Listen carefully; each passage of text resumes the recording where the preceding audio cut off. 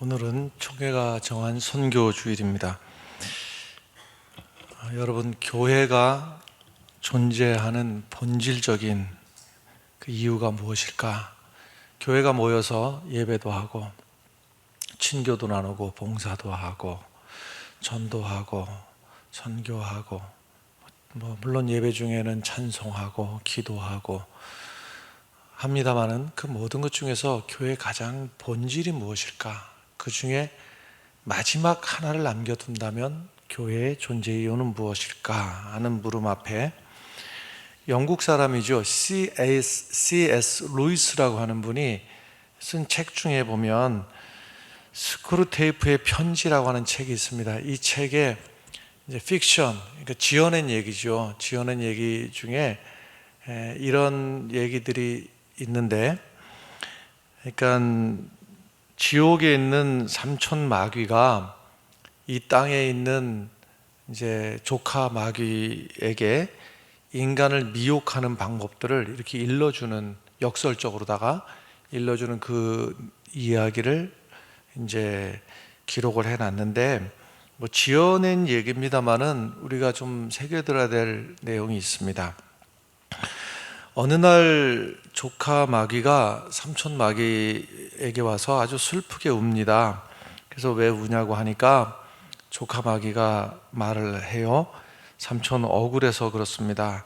삼촌도 알다시피 제가 오랫동안 예수 믿지 못하도록 지켜왔던 환자 하나가 그만 요 며칠 전에 예수를 믿고 구원받았잖아요. 그래서 속상해서 옵니다. 마귀 입장에서는 한 사람이 예수 믿고 구원받았으니 얼마나 속상하겠어요. 그래서 마귀가 조카 마귀가 이제 울으니까 삼촌 마귀가 이렇게 말을 합니다. 걱정하지 마라. 사람들이 예수 믿고 구원받는 것은 우리가 막을 수 없다. 그러나 그렇게 실망할 필요가 없다. 딱 한 가지만 못하게 하면 된다. 그것은 본질적인 일인데 그들로 하여금 찬송 경연대회도 하게 하고 성경 퀴즈대회도 하게 하고 축구 시합도 하게 하고 바자회도 하게 하라. 교인끼리 자주 모여서 커피도 마시게 하고 어떨 때는 기도도 하게 하는데 딱 한 가지는 못하게 해야 된다. 본질적인 것만큼은 못하게 해야 된다. 그것이 무엇이냐면 전도하고 선교하는 일인데, 그나마도 만일 사람들이 모여서 전도하고 선교하는 일, 이 일을 꼭 해야 되겠다고 말을 하면 이렇게 말을 해라. 참 좋은 일이다. 전도하는 일, 선교하는 일 참 좋은 일이지만은 그러나 예산이 없으니 다음번에 미루자고 하고, 준비된 사람이 없으니 조금만 더 기다렸다가 나중에 하자고 하고, 지금 우선 시급한 일부터 하자고 해라. 그렇게 말하면 사람들이 그러자고 할 것이다. 그러면 그때부터 그들은 내 손에 있게 될 것이다. 마귀 손에 있게 될 것이다 하는 얘기예요. 이게 지어낸 얘기긴 합니다만은 무슨 말씀인가 하면 교회의 가장 본질적인 교회의 뿌리와 같은 존재 이유가 무엇인가 하면 전도하고 선교하는 일입니다. 할렐루야. 그렇다고 해서 다른 일을 하지 말라는 것은 아닙니다. 여러분, 물론 교제도 필요하고 교육도 해야 되고 예배도 해야 되고 구제도 해야 되고 다 해야 됩니다. 해야 되지만 그 가운데 가장 교회의 본질적인 존재 이유는 바로 전도하는 일이고 선교하는 일이고 영혼을 구원하는 일이다. 이 사실만큼은 교회가 놓치고 있으면은 절대로 안 되는 줄로 믿습니다. 그러나 말이죠. 그러나 실제로 이 일만큼은 사탄이, 다른 일도 사탄이 방해하지만 이 일만큼은 사탄이 아주 극성스럽게 방해하는 일이 바로 전도하는 일이요, 선교하는 일이요, 영혼 구원하는 일입니다. 그래서 실제로 어느 교회나 할 것 없이 어느 교회든지 전도하려고 하면, 선교하려고 하면 이 일만큼은요 어려움이 생깁니다. 조금 하려고 하면 방해가 생기고 핑계가 생기고 시험이 생기기 마련입니다. 이 일만큼은 사탄이 가로막기 위해서 그런 것입니다. 그러나 여러분, 불은 타올라야지 불입니다. 꺼지면 불이 아닙니다. 마찬가지로 교회는 선교해야 교회이고 선교하지 않으면 어떤 의미에서는 교회의 존재를 잃어버린 그런 상태라고 할 수가 있습니다. 교회 역사, 지금까지 2000년 교회 역사는 무슨 역사인가 하면 선교의 역사입니다. 2000년의 역사가 선교의 역사고, 성경을 들여다보고 교회를 보고 성경 보고 교회를 보면 결국은 결론은 선교하는 교회는 하나님께서 반드시 축복하신다, 하나님이 반드시 복 주신다는 사실입니다. 역사 속에서 되는 교회는 선교하는 교회였고, 역사 속에서 하나님의 역사가 나타나는 교회는 선교하는 교회였고, 역사 속에서도 보면 하나님의 임재가 현실적으로 임재하는 교회는 선교하는 교회에 하나님의 임재가 현실적으로 드러났습니다. 우리가 선교가 무엇인지 좀 생각을 깊이 해야 됩니다. 선교 말을 하는데 선교가 도대체 뭐냐 하는 거예요. 선교는요, 다른 여러 가지로 설명할 수 있으나 예수 그리스도의 십자가를 선포하는 일, 예수 그리스도의 십자가를 드러내는 일이, 이것이 선교입니다. 우리가 선교하면은 떠오르는 것들 많이 있지 않습니까? 우선 옛날에 우리가 도움을 받고 복음을 좀 받고 할 때에 미국 선교사가 와서 때로는 초콜릿도 나눠주면서 선교했어요. 또 밀가루도 나눠주면서 선교했어요. 그리고 미국에서 그 헌 옷들 말이죠, 그거 공수해가지고 나눠주면서 교회가 그 통로가 돼가지고서는 선교를 하기도 했어요. 조금 더 나아가서 학교를 세우고 병원을 세우고 선교를 했고, 심지어는 건강한 사회운동, 또 민주화 통일운동, 새마을운동, 도덕재무장운동, 때로는 말이죠 태권도 선교, 우리가 이제 세계 곳곳에 나가서 선교하는 그 도구로다 말이에요. 태권도 선교, 컴퓨터 선교, 영어 선교, 영화 선교, 빈민 선교, 의료 선교, 이런 다양한 방법으로다가 선교를 하지만 이 모든 것들은 주의 복음을 전하는 하나의 그릇, 어떤 도구인 것이죠. 그 도구 안에 결국 무엇이 담겨야 되는가 하면 예수 그리스도의 십자가가 담겨야 되는 겁니다. 예수 그리스도의 십자가를 전하기 위해서 그 그릇으로다가 태권도를 이용하기도 하고, 뭐 영화를 이용하기도 하고, 구제를 하기도 하고, 다양한 그릇을 가지고 선교를 합니다마는 그 선교의 본질은 무엇인가 하면 예수 그리스도의 십자가를 전하는 거예요. 할렐루야. 오늘 고린도전서 1장 말씀 가운데서 특별히 22절과 23절의 말씀을 좀 집중해서 볼 필요가 있는데요, 유대인은 표적을 구한다고 해서 무슨 슈퍼맨이 나타나서 짠하고 나타나서 어떤 보여주는 증거가 있어야 된다. 유대인은 표적을 구하고 헬라인은 지혜를 구한다. 여기서 말하는 지혜는 철학을 말하는 거예요. 합리적인 철학을 말하는 것인데, 그런데 유대인은 표적을 구하는데 헬라인은 지혜를 구하는데, 우리가 전해야 될 것은 무엇인가 하면 우리는 십자가에 못 박힌 그리스도를 전하는데, 그러고 보니까는 우리는 그리스도를 전하는데 유대인에게는 거리끼는 것이요 헬라인에게는 미련한 것이 되고 말았어요. 이 간극에서 어떻게 하면 되겠느냐 하는 말씀이에요. 유대인들은 말이죠, 그런 메시아에 대한 이해가 슈퍼맨이었어요. 마치 영화를 보면은 막 총을 쏴도 마지막 진짜 주인공은 마지막까지 안 죽잖아요. 마지막까지 살아있잖아요. 그런데 유대인이 볼 때 무슨 메시아가 이렇게 시시하냐는 거예요. 다윗과 같은 능력 있는 사람이 와가지고 골리앗 같은 어떤 그 상대가 있어도 물리치고 이기고 슈퍼맨처럼 그렇게 나타나야 되는데, 아니 메시아라고 하는 사람이 십자가에 비참하게 달려 죽었으니 어떻게 이 사람을 메시아라고 부를 수가 있느냐는, 유대인들이 이해가 되질 않는 거예요. 유대인들 입장에서 보면은 아니 십자가에 맥없이, 십자가에 아무런 저항도 하지 못하고 말 한마디 하지 못하고 십자가에 그렇게 비참하게 죽는 그 예수 그리스도를 어떻게 메시아라고 하느냐, 이해가 되질 않고 받아들일 수가 없는 거예요. 헬라인들은 또 어떻습니까? 헬라인들은 여러분들 아시다시피 헬라 사람들은 철학을 기본으로 하고 있어요. 철학을, 지혜를 구한다는 말이 철학적인 사고를 한다고 하는 것인데, 기본적으로다가 말이죠, 소크라테스, 플라톤, 아리스토텔레스 다 헬라 사람들 아닙니까? 이 철학을 기반으로 하는 사람들, 한마디로 말이 돼야 되는 거예요. 논리적이어야 되는 거예요. 철학이라고 하는 것은 말이 맞아야 되고 논리적이어야 되는 거예요. 그런데 아니 바울이라고 하는 사람이 와서 전한 것이 무엇인가 하면 예수는 본래 하나님이었다는 거예요. 그 하나님이 이 땅에 육신을 입고 이 땅에 오셨다는 거예요. 여기부터가 말이 되질 않아요. 헬라 사람들이 생각할 때 논리적이지도 않고 말도 되지 않습니다. 그런데 더더욱 그가 하나님이라며 그 하나님이 스스로 죽었다는 거예요. 예수 그리스도께서 인류의 죄를 뒤집어쓰고 스스로 죽었다는 거예요. 여러분, 철학적으로 볼 때 헬라 사람들이 생각할 때 말이 되질 않아요. 아니, 누가 다른 사람의 죄 때문에 다른 사람의 죄를 갚으려고 다른 사람을 대신해서 죽는다? 이게 어떻게 논리적으로 말이 되냐는 거예요. 말이 안 된다고 하는 거예요. 그러니 하나님이 이 땅에 오셨다. 이 땅에 오신 하나님이 인류의 죄를 대신해서 죽으셨다. 헬라 사람들이 볼 때는 미련한 것, 어리석은 것, 말이 안 되는 거예요. 헬라어로 할 때에 미련한 것, 어리석은 것, 모리아, 곧 웃기는 이야기, 코미디 같은 이야기, 정신 나간 짓이라고 하는 거예요. 그러니 선교라고 하는 것이, 여러분, 전도라고 하는 것이 얼마나 어렵겠습니까?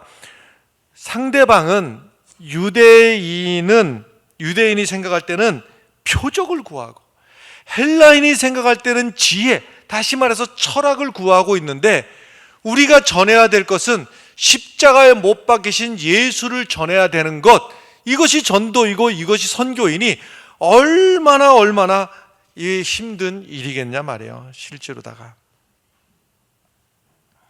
때로는 가난한 사람에게 쌀을 줄 수도 있고, 아픈 사람을 치료할 수도 있고, 그 모든 도구들을 다 동원을 해야 되는 것도 사실이지만, 그러나 방법이 어떠한 방법이든지, 때로는 태권도를 통해서 선교를 하고, 때로는 구호 물자를 통해서, 의료를 통해서 선교할 수도 있으나, 어떤 방법으로 하든지 그 핵과 같은 본질은 예수 그리스도의 십자가가 선교의 본질이고, 예수 그리스도의 죽음과 부활이 그 선교의 핵심적인 본질인 거예요. 할렐루야. 이 장면은 여기서도 볼 수 있습니다. 베드로하고 요한이 기도하러 성전에 올라가는데, 성전 문 앞에 나면서부터 걸어보지 못한 안진뱅이가 있었어요. 이 안진뱅이가 지금 원하는 것은 한 푼 좀 오늘 얻어볼까 하는 거예요. 다시 말해서 은과 금을 그가 간절히 원했던 거예요. 근데 베드로가 그에게 주었던 것은 무엇인가 하면, 은과 금은 내게 없으나 내게 있는 것으로 내게 주노니 곧 나사렛 예수 그리스도의 이름으로 일어나 걸어라. 할렐루야. 그가 원했던 것은 은과 금을 원했어요. 그러나 이 본질적인 내게 있는 것, 나사렛 예수의 이름이 선포되는 순간에 그 안진뱅이가 일어나 앉았어요. 할렐루야. 물론 교회가 초대교회로부터 구제도 해야 되고 가난한 사람에게 빵도 주어야 되고, 그러나 여러분, 만약에 예수 그리스도의 십자가가 이 안에 핵심에 없다면 말이죠, 빵을 주어도 떠나고 빵을 주지 않아도 떠납니다. 육신적인 질병이 예수 그리스도의 십자가 그 안에 있지 않다면 나음을 얻어도 떠나고 나음을 얻지 않아도 떠납니다. 성공을 이야기한다면 십자가의 본질이 거기에 없다면 성공해도 떠나고 실패해도 떠나요. 여러분, 우리는 그릇을, 어떤 그릇을 가지고 있든지 간에 구제라고 하는 그릇, 태권도라고 하는 그릇, 뭐라고 하는 그릇이 있어도 그 안에 예수 그리스도의 십자가 그 안에 있을 때 살아있는 복음이 되고 그 생명을 근본적으로 살리는 역사가 나타난다고 하는 줄로 믿습니다. 십자가에 달린 예수 그리스도를 전하는 것, 이것이 선교인데, 방법도, 그것을 전하는 방법도 여러분 십자가의 방법으로 전해야 됩니다. 십자가가 선교의 내용이라면 선교의 방법도 바로 예수님이 세상을, 자기를 못 박은 그 십자가가 선교의 방법이 되어야 됩니다. 쉽게 말해서 예수 그리스도의 십자가를 전하는 우리 각자가 먼저 십자가 앞에 나 자신부터 죽어지는 역사가 있을 때, 거기서 선교의 역사가 드러나고 예수 그리스도의 복음이 증거가 될 줄로 믿습니다. 에베소서 2장 14절 말씀을 함께 보시면 좋겠는데요, 우리 함께 읽겠습니다. 그는 우리의 화평이신지라 둘로 하나를 만드사 원수된 것 곧 중간에 막힌 담을 자기 육체로 오셨다. 이 일을 위해서 말이죠, 예수님께서 스스로 예수님의 몸을 십자가에서 달아놓고 십자가에서 찢으심으로 말미암아서, 그 십자가를 예수님이 받아들임으로 말미암아서 예수님께서 평화를 이루시고 우리에게 평화를 주셨다고 하는 사실입니다. 지난 20일 이스라엘은 가자지구 북부의 하마스를 타겟으로 해가지고서는요 100번이 넘는 공습을 했어요. 100번이 넘는 공습을 하면서 왜 그랬느냐고 그들이 하는 말을 들어보니까 평화를 위해서 그랬다는 거예요. 100번이 넘는 공습을 하면서 평화를 위해서 그랬다는 거예요. 그러니까 또 하마스는 가만히 있습니까? 하마스도 또 로켓포를 갖다가 이스라엘 쪽에 막 쏴 제끼죠. 그러면서 뭐라고 합니까? 평화를 위해서 로켓포를 쐈다고 하는 겁니다. 뭐 세계 모든 일들이 다 그렇습니다. 세계 모든 일들이, 미국은 저 핵으로 세계를 위협하는 북한에 대해서 경제 제재를 하면서요 북한을 압박을 하면서 왜 그런다고 그럽니까? 평화를 위해서 그런다고 그러죠. 북한 저런 괴뢰 정권이 핵을 가지고 있으니 압박을 해서 꼼짝 못하게 해야 된다고 하는 것이죠. 북한은 또 요즘은 또 그래도 뭐 얼마간 잠잠한 것 같습니다만은 또 뭐 미사일을 쏴가면서 그렇게 막 주변을 위협하지요. 왜 그렇습니까? 평화를 위해서 그런다는 거예요. 평화를 위해서. 여러분, 이게요 예수님 시대하고 똑같습니다. 예수님 시대에도 보면요 그 시대의 전 세계를 지배하고 있는 이데올로기가 무엇이든가 하면 로마라고 하는 이 제국이 전 주변들을 갖다가 다 장악을 하고, 그때의 이데올로기가 뭐냐면 팍스 로마나예요. 팍스 로마나. 무슨 말입니까? 로마에 의한 평화. 로마가 그저 그냥 눈에 가시 같은 것들, 누구 또 그 로마에 덤빌 만한 것들 다 힘으로 다 제압을 하고 나서 로마의 평화가 왔다 하는 거예요. 그런데 생각해 보십시오, 여러분. 이게 누구의 평화입니까?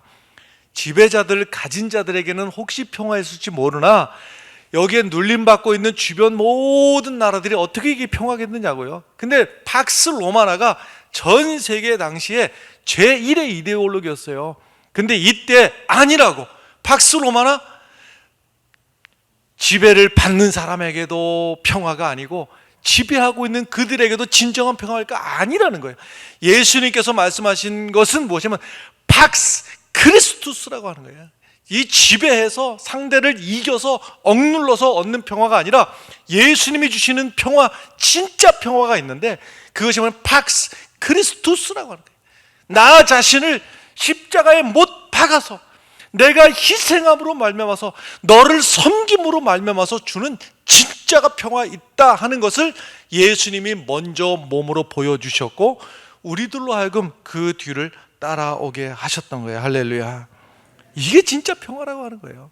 상대방을 이기고 상대방을 제압하고 상대방을 때리고 못살길고 이래서 누리는 평화가 아니라, 그래서 내가 더 큰 힘을 가져야 돼, 내가 더 큰 무기를 가져야 돼, 그래야지 내가 평화로워, 이게 아니라는 거예요. 예수님은 나 자신부터가 낮아지고 나를 섬김으로 말미암아서 섬김의 도구로 삼아서, 그래서 십자가의 복음이 증거된다고 하는 거예요. 우리가 여러분 예수의 십자가를 전하는 한 사람 한 사람이 되기 위해서는 나부터가 낮아지고 나부터가 십자가를 지고 예수의 뒤를 따라갈 때 우리의 삶의 자리에서 주의 십자가가 드러나고 주님께서 역사하시리라 믿습니다. 문준경 전도사님 혹시 얘기를 들어보셨습니까? 옛날 분이죠. 1891년도 전라남도 신안 앞바다에서 태어났습니다. 지금도 물론 그 신안에 가면 이분의 기념관이 있고 이분의 신앙을 기리는 흔적들이 많이 신안에 있습니다. 신안 앞바다에서 태어났는데 때가 되어서 시집을 갔는데 남편의 사랑을 받기는커녕 남편이 구박하고 구타하고 그러던 중에 급기야 무슨 일까지 벌어졌느냐, 남편이 한 여자를 젊은 여자를 데리고 들어왔는데 가만히 보니까 배가 부른 만삭이에요. 그리고 나서는요 안방은 그 여자에게 뺏기고 문준경이라고 하는 이 여자는 옆방으로다가 쫓겨났어요. 그리고 나서 이분이 한 일이 추우면은 혹시라도 아기가 유산될까 무서워가지고서는요, 날마다 그 데리고 온 젊은 여자가 있는 안방에는 날마다 불을 떼주고, 그리고 자기가 이 땔감이 옛날엔 부족했잖아요. 자기는 추운 방에서 혼자 덜덜 떨면서 그러고 살았어요. 그리고 나서 이 소실이 이제 그 아이를 낳을 때 자기가 직접 그것을 다 받아가지고선 딸을 낳았는데 그 딸을 받아내고, 그러던 중에 이성봉 목사님이라는 분에게서 말씀을 받고 은혜를 받고 전도자가 되어서 어차피 남편도 없고 가진 것도 없으니 하나님의 은혜에만 충만해가지고 날마다 감사하면서 전도하러를 뛰어다니는데요, 얼마나 열심히 전도를 하러 다녔는지 중도라고 하는 한 섬 안에만 이 분이 문중경 전도사가 세운 교회가 10개 교회이고, 중도 바깥에 또 여기저기 세운 교회가 10개 합해서 일평생 동안 20개의 교회를 세우게 되는데요, 그러던 중에 6.25가 났어요. 공산당들이 교회 세운 사람들, 교회에 관여된 사람들 여기저기 잡아온 사람들이 몇 명을 잡아왔는가 하면 아주 중요한 요직들 48명을 잡아오게 되는데, 그 48명을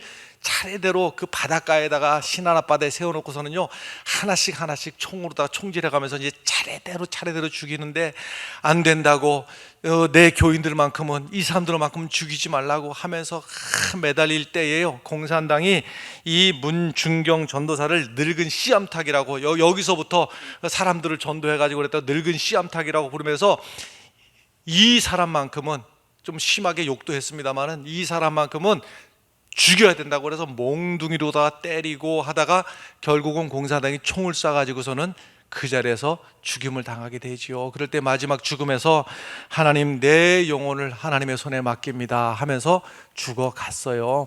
그렇게 죽어갔던 그 자국 피의 결과로다가요, 여러분, 자기를 희생하면서 남을 살렸던 그 문중경의 그 신앙이 미랄이 돼가지고 그 전도와 헌신으로 그 섬 사람 중에서 말이죠, 예수 믿은 사람이 얼마 정도 됐는가 하면, 나는 여러분들 안 놀랄 줄 미리 알고 지금 이제 말을 하는 건데 99%가 예수를 믿었어요. 이 사람의 죽음으로 말미암아서 99%가 예수를 믿고, 그 99% 가운데서 한국의 이 기독교를 이끌어가는 위대한 인물들, 김준곤, 정택이, 이만신, 이런 끝도 없는 위대한 신앙의 지도자들이 그 뒤로다가 이어 나왔다고 하는 거예요. 신안 앞바다는 성지가 되고 문중경은 십자가의 사도가 되어서 말이죠, 여러분, 선교라고 하는 것이 다른 것이 아니라 십자가에 달린 예수를 전하되, 그것도 십자가의 방법으로 내가 죽어서 전하는 것이, 이것이 전도이고 이것이 선교입니다. 할렐루야. 지금까지 우리 한국에 들어온 선교사들 그 십자가의 길을 통해 가지고서는 오늘 우리들에게까지 복음이 전해진 것이죠.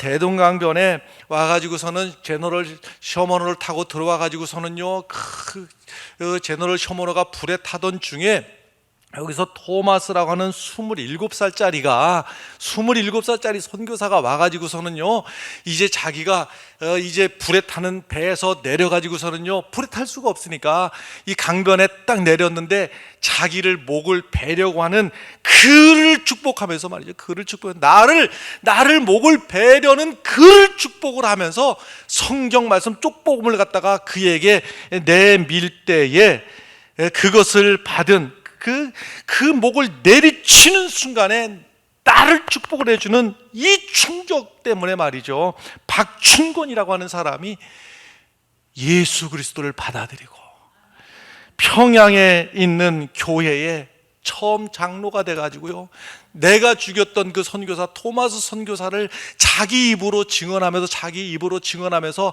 한 사람이 전도가 돼가지고서는 우리에게까지 복음이 전파된 거죠. 할렐루야.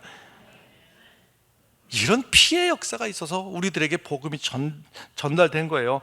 언더우드 선교사는 어떻습니까, 여러분?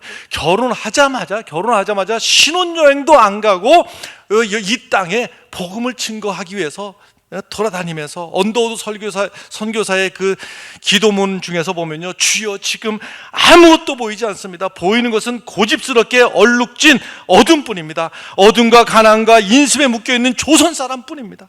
그러나 주님 순종하겠습니다. 겸손하게 순종할 때 주께서 일을 시작하시고 그 하시는 일을 우리들의 영적인 눈으로 볼 수 있는 날이 있을 줄을 믿나이다.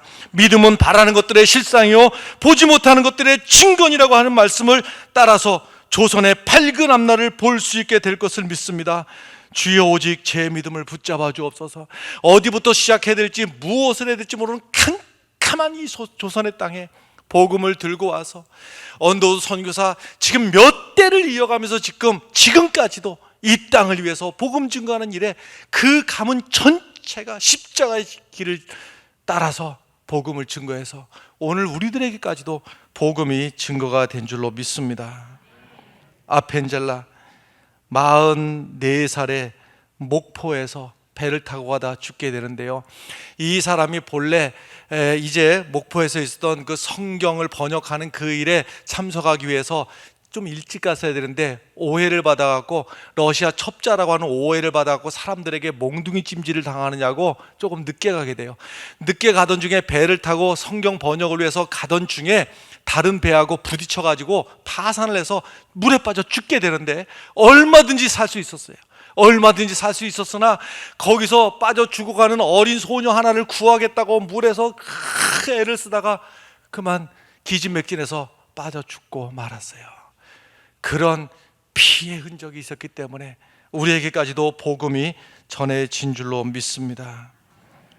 존 헤론이라고 하는 선교사, 본인도 풍토병에 걸려가지고 이질에 걸려가지고서는요, 몸이 아픈 와중에서도 그 아픈 몸을 이끌고 600리 길을 가가지고 먼 시골에 있는 사람까지도 가서 도와주다가 그도 스스로 이질에 걸려가지고 33살의 나이에 한국에 온 지 5년 만에 그만 이 땅에서의 숨을 거두게 되었죠. 제임스 윌리엄 레임스 로제타 부부, 이 둘이 부부인데요, 이 윌리엄이라고 하는 분이 로제타가 뉴욕에서 그 의과 대학을 마치고 뉴욕에 있는 병원에서 이제 그 실습을 하고 있는데 보니까 너무 예쁜 거예요. 그래서 반했어요. 그래가지고서는요 프로포즈를 하게 되죠. 프로포즈를 하게 되는데 이 윌리엄 제임스 홀이 나중에는 그 여러분들이 아는 크리스마스 씨를 만들게 되는데 이 여인에게 프로포즈를 하는데 이 여인도 보니까 마음에 드는 거예요. 근데 프로포즈를 거절했어요. 왜 그런가 하면요, 저 사람은 이미 중국에 선교를 가기로 작정이 되어 있고, 근데 나는 무슨 결심을 했는가 하면, 이 여인은 로제타라고 하는 이 여인은 무슨 결심을 했는가 하면, 한국에 아무래도 여자 의사가 필요하겠다. 저 어둠의 땅에 남자들은 지금 선교사로 이 사람 저 사람 가 있는데 여자 의사가 필요했대. 나는 저 사람의 프로포즈를 받아들이면 저 사람 따라서 중국으로 가야 되는데 나는 조선 땅으로 가야 되겠어. 그래서 결심하고 프로포즈를 거절하고 조선 땅으로 오게 돼요. 그러니까 또 이 사람이 윌리엄이 또 그 자기가 프로포즈했던 그 여인을 따라서 덩달아 한국에 와가지고 한국에서 지내는 동안에 1891년 35살의 나이로 둘이서 결혼을 하고 행복하게 복음을 전하던 중에 말이죠, 35살의 나이로 이 남편이 그만 풍토병에 걸려서 죽어버리게 돼요.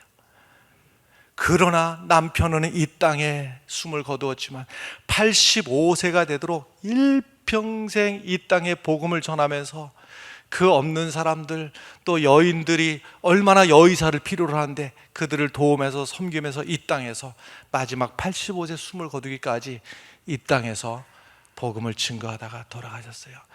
여러분, 이러한 십자가의 순교가 있었기 때문에 우리에게도 오늘 복음이 증거가 된 줄로 믿습니다. 여러분, 우리도 어떤 이는 저기 선교하면은 여러분, 선교가 미션 아니에요. 미션. 이 미션이라고 하는 말이 그 헬라어 미시오에서 온 것인데 보낸다라는 거예요. 어디로 보내느냐? 물론 여러분, 선교하면 저 해외 또 다른 나라 가서 선교하는 것도 그것도 선교이지만 우리 각자의 삶의 자리에 보내신 줄로 믿고 내 자리에서도 예수 그리스도의 십자가를 내가 짊어지고 선교하는 선교사의 삶을 우리 모두도 살아야 될 줄로 믿습니다. 어떤 이는 멀리 가서, 어떤 이는 내 삶의 자리에서 각자 선교의 삶을 살아가야 될 줄로 믿습니다. 얼마 전에 은퇴하신 한 권사님이 제게 봉투 하나를 주셨어요. 권사님, 이게 뭡니까? 50만 원이 들어있어요. 봉투 안에 보니까. 이게 뭡니까? 여러분, 50만 원이 이미 적은 돈도 아니지만 특히 은퇴하신 권사님에게는 어마어마한 돈 아닙니까? 목사님 말씀 듣다 보니까 우리 한동대에 선교사 자녀들, 목회자 자녀들이 많이 와 있다 그러는데 그들 배고프지 않게 마음 놓고 밥 먹을 수 있도록 이것을 좀 한동대에 전해주시면 좋겠습니다. 제가 이 봉투를 물론 한동대 교목실에 잘 전달해 드렸습니다만은 이 삶이 선교자의 삶이, 선교사의 삶이다. 할렐루야. 내 삶의 어느 부분인가를 왜 쓸 데가 없었겠어요? 그것을 떼어내서 그것을 또 누군가를 예수 그리스도의 사랑으로 전달해 주는 것, 이것이 선교자의 삶입니다. 할렐루야. 우리 교회 장로님들 가운데서는요, 어떤 장로님은 벌써 몇 차례입니까? 제가 이 교회 온 지 지금 딱 2년 돼 가는 것 같은데요, 그 사이에 벌써 3차례에 걸쳐 가지고서는 교회의 장학재단에도 상당한 헌금을 따로 합니다만은요, 또 별도로다가 목회자 자녀나 신학생들을 위해서 목사님 어려운 분들이 있으면 추천해 주십시오라고 벌써 3차례를 거액을 그것을 장학금으로다가 주셨어요. 아니, 세상에 돈 남는 사람이 어디 있습니까? 그래서 어딘가는 반드시 쓸 곳을 못 쓰고 잘라내서 그렇게 했겠지요. 저는 그것이 선교적인 삶이라고 저는 생각을 하는 거예요. 또 우리 교회에 새로 등록하신 분 가운데 이미 오래됐습니다만은요, 이분이 교회에서 먼 데 사시는 거예요. 먼 데 사시는데 제가 신방 가가지고 그랬어요. 아니, 교회에 오신 것은 물론 환영합니다만은 이렇게 먼 곳에까지 우리 교회에 꼭 등록을 꼭 해야 되겠다고, 그래서 우리 교회에 이렇게 출석을 해야 되겠느냐고. 혹시 오해하지 마십시오. 우리가 오지 말라는 뜻이 아니라 제가 감격이 돼가지고 왜 이렇게 먼 데서 이렇게 오셨을까? 그 옆에도 교회가 많은데. 그랬더니만은 이분이 하는 말이 심플하고 단순한 거예요. 자기는 교회를 그동안 안 다녔는데 내가 언젠가 교회를 되면 같은 직장에 우리 흥해질교 장로님이 함께 계시는 직장인데, 내가 언젠가 혹시라도 교회를 가면 저 장로님 가는 교회를 가야 되겠다. 내가 평상시에 저 장로님을 존경을 해서 내가 기왕 교회를 가면 저 장로님 가는 교회를 가야 되겠다. 할렐루야. 그저 하루 이틀에 됐겠냐고요. 이게요, 그 수많은 날들을 장로로서, 교회만 장로가 아니라 직장에 가서도 장로로서 여러분 섬기고 양보하고 헌신하는 삶을 살았으니 그랬겠죠. 그러니 그 직장에서의 그 삶을 저는 선교적인 삶이라고 여깁니다. 할렐루야. 어떤 오래된 얘기입니다만 이것은 지금 우리 교회 얘기는 안 해요. 다른 교회에서 목회할 때 한 권사님 집에 갔더니만요, 얼마나 겨울에 추운지요. 이 권사님이, 저는 그럴 수가 없으리라고, 저는 제 방법은 연탄 한 장을 가지고 하루를 24시간을 쓴다는 거예요. 제 상식적으로 거의 불가능해요. 그런데요, 이게 꺼진 것도 아니고 안 꺼진 것도 아니고를 조절하는 능력이 이분에게는 있는 거예요. 그러면서 이 권사님 계신 방 밑에다가 손을 넣어보니까요, 이게 지금 불이 떼는 건지 안 떼는 건지 중간쯤 되는 거예요. 왜 이렇게 사시냐고. 여러분, 그 와중에 봉투에다가 꼬기 해가지고, 목사님, 내가 이렇게라도 안 하면 내가 복음 전하는데 내가 헌금을 내가 할 방법이 없어서, 내가 다른 수입도 없고 내게 정해진 수입 중에서 이렇게 연탄값을 아껴가지고 내가 선교를 위해서 이 헌금 드립니다. 여러분, 복음을 나가서 멀리 가서 전하는 것도 선교이지만 이 권사님 그 아랫묵도 저는 선교의 자리라고 저는 여깁니다. 할렐루야. 우리 교회 푸드뱅크, 말이 그렇지 여러분. 푸드뱅크 마지막에 최종적으로다가 전달되는 모습 보면은 그것밖에 안 보이죠. 별거 아닌 것처럼 보일 수도 있어요. 그러나 여러분, 누군가가 저 물품을 또 식료품을 기증한다고 할 때요, 그것이 어디 회사 앞에 좋은 주차하기 좋은 자리에다가 그 물건을 놓고서는 가져가라는 거 아니에요. 실제로 보면요, 그 물건을 가다 보면요, 저 뒤에 창고 어두운데 말이죠, 주차하기도 나쁜 곳, 일하기도 나쁜 곳, 거기에 가가지고 저 누군가는 말이죠, 우리 교회 헌신하기 위해서 그 창고에 기어 들어가서 거기서 물건을 내와서 차에 실어서, 차라고 하는 것이 여러분 차 높이가 이만밖에 안 해요. 거기를 또 탑차에 또 허리를 구부리고 들어가서 싣고 교회 와서 내리고 분류하고 해가지고 누군가가 땀을 뻘뻘 흘리고 저 골목길까지 갔다가 섬기는 그 일이 바로 십자가의 길이요, 그 길이 선교의 길입니다. 할렐루야. 우리 교회에서 하는 해피하우스는 어떻습니까? 내 하던 일을 멈추고라도 말이죠, 또는 내가 일주일 동안에 거기 일하시는 분들을 보면요, 일주일에 진짜 쉼이 필요하신 분들이에요. 이분 일주일 내내 얼마나 힘들게 살아왔는데 또 하루 그 쉬는 날 그거를 또 짬을 내 가지고서는 누군가의 도움이 필요한 곳에 가서 예수 그리스도의 사랑으로다가 또 필요한 것을 수리해주고 보수해주고 세워주고 하는 그 일을 보면 이 자리가 바로 선교의 자리다. 할렐루야. 여러분, 우리 모두 선교는 남의 일이 아니고 저 멀리 외국에 나가 있는 선교사들만이 아니라 우리 모두 삶의 자리에서 예수 그리스도의 십자가를 우리도 짊어지고 내가 낮아지고 내가 죽어지는 그 자리에서 예수 그리스도의 십자가 복음이 드러나고, 그래서 모두가 선교사의 삶을 살아가시기를 주의 이름으로 간절히 축원합니다. 기도하겠습니다.